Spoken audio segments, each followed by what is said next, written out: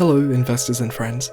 This is the first monthly investor report for 2022, in which we take a look into the metrics and revenue of the KC Business brand and see what lies ahead for the future of the company. But before I embrace the facade of a financial analyst within my own fictional corporation, I'd like to say something sincere first. I'm afraid. On March 13th, it will have been 1 whole year since I released a main channel video before I rebranded and unlisted it, and even though the meds I started 2 weeks ago have melted away my anxiety like a hot knife through butter, the burden of a year's worth of expectations I've put onto myself is palpable, and for that reason I'm afraid. Because I haven't experienced self-doubt since I started meds, I'm afraid I might be completely overestimating the quality of the material I've written so far. I'm afraid that what I have won't be visually interesting enough, even if the script and narration is good. Visuals are key for how an audience experiences and remembers a video, and the only editing experience I have is the video I made 1 year ago. I'm afraid that even with the capacity to concentrate on the things that I enjoy, that I'm working at such a slow pace, I won't be able to reach the deadline I've set for myself on March 13th of this year. Or, since I've started the new year of university, I'm afraid that I might miss the next month too. I'm afraid that if I try to make a shorter or slightly less interesting video, then people won't want to come back for the second one because the first wasn't good enough. I'm afraid that even if I'm fast enough making either a shorter one or the project that I've been working on for the past month, that my PC, which black screens every time the CPU or GPU usage climbs suddenly, will prevent me from using a DaVinci Resolve or other editing studios I've acquired through totally legal means. And lastly, I'm afraid that since either of the videos that I could make in the next 2 weeks are about pretty niche topics, that people will click off within the opening 30 seconds and kill the video's performance in the algorithm. And this may all seem pretty bleak. These are the symptoms of self-doubt and anxiety without any of the physical or mental feelings associated. But as I sit here and narrate this, empowered by my daily meds, I have a mechanical yet passionate urge of determination to take a look at my progress so far this year, and to see which of those fears I can maybe overcome today. So join me, investors and friends from the present and time-traveling investors from the future, as I analyze the first chapter of the beginning of my productive life. Let's begin. So what is an investor report? An investor report is a monthly video journal to mark my own progress disguised as financial analytics to quote-unquote investors, who are people that are investing their time into my content or people who are patrons of the channel. These reports will be structured strictly into 7 sections, which will allow me to make these videos as fast as possible.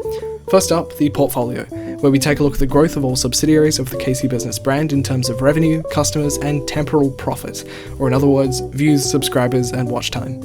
The main channel had negligible growth this month, considering the only video hosted on there is still unlisted.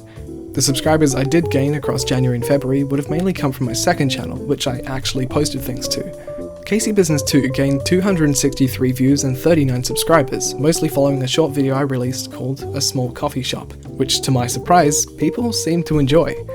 It was only 2 minutes long, but got over a 50% retention rate and took me 1 day to make because a barista in some cafe inspired me enough to mess around with the Twink Wojak and stock photos in Microsoft Paint. No promises, but I'll be taking advantage of this short experimental format to test out ideas and video making styles to see what works for the main channel. And that's it for the portfolio, because the biggest developments happened on Twitter. Next up, the monthly metric, which for January and February will be interactions. As you can see, in the femboy branding era, in which the consumer demand for femboy gimmick content was soaring, the brand's impressions, engagements, and mentions were at an all-time high.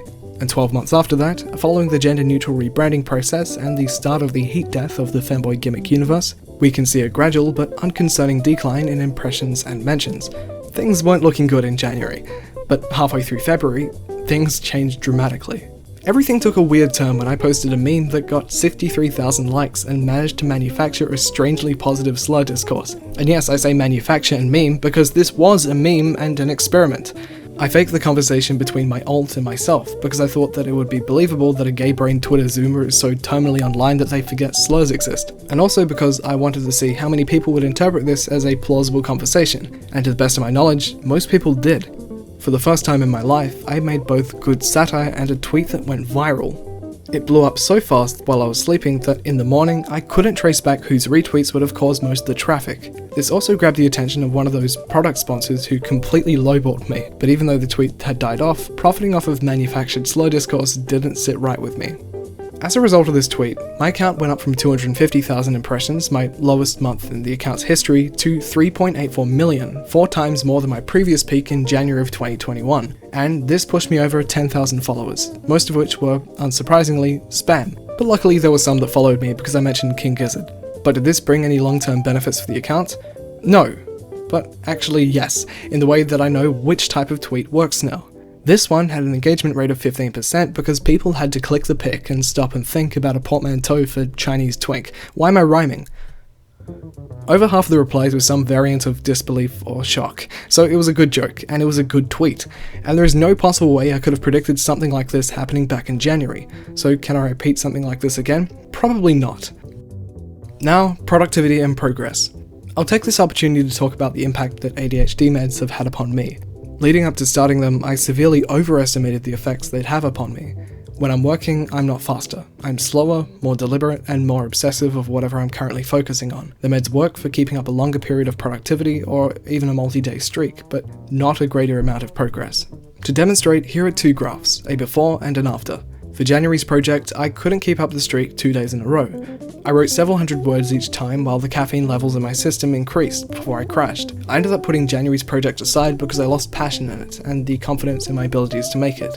And this happens a lot for projects that I spend more than a week attempting to concentrate on, but not since I started meds. Almost every day in the past 2 weeks, I've done something towards the project I'm currently working on, which I'll talk about soon. On the days where the word count dropped down, it meant I was rewriting entire sections, and even on the days where I didn't touch the script, I was working on the spreadsheet and spending hours finding the most useful US census data. It's only the last 2 days where I haven't done anything, because I've been stuck in a section and I've been procrastinating watching Ludwig attempt to finish Elden Ring, but I guess he's worse than me at being able to complete things. What? Overall, for the month of February, I made 2,500 words of progress, which is about 60% of this script. Next, the SWOT analysis. My strengths, weaknesses, opportunities, and threats for March. Strengths are difficult because I'm quite self-critical. I'd say that the premise of the script I'm working on is very good, but it requires a level of execution and editing to be entertaining and perform well, which I'm not sure that I have. And that's a big weakness. But an even bigger weakness is obsessing over one paragraph or section of the script for several hours, which results in no progress, and that's a weakness of these meds. I've been stuck for the last 3 days and haven't gone back to it, but after I finish recording this, I will immediately. Now as for opportunities for March. March 13th is the anniversary of me posting to YouTube last year. It is a great opportunity to post, but I give myself a 99% chance of not being able to make a quality YouTube video in that time without sacrificing time spent doing university work. And that's the threat for this month. At least 3 days a week in which I can't work on the things I'd like to. But to return to the opportunities, March 14th is Pi Day, a day I celebrate because I think Pi is pretty neat. And that brings me to the shareholder vote. In January, I did a small private one with 21 total votes among friends and people I trust with my ideas, and as a result of that, I picked one video idea which was highly rated and appealed to me. How much is the portal gun worth? I've had this idea for over a year now, and I think it's pretty good. I have the answer, I have the passion, and I cannot wait to finish it, but I want to do it justice, so it probably won't be finished sometime in March. However, I could work to release something else as well this month, which brings me back to the shareholder vote and the thing I said about Pi. It is up to you, my investors and friends, to vote on which video you'd like me to work on for the next 13 days or for the rest of the month. Option 1. How to memorize 314 digits of Pi. And option 2. How much is the portal gun worth? All of you watching each get 1 vote, and if your pick is the most popular by the end of this week, then I'll put your name in the credits as one of the winning voters. Either DM me your vote or comment below. No public polls or rigged voting for this one, because I want each person to only get 1 vote and not be able to know what other people voted for.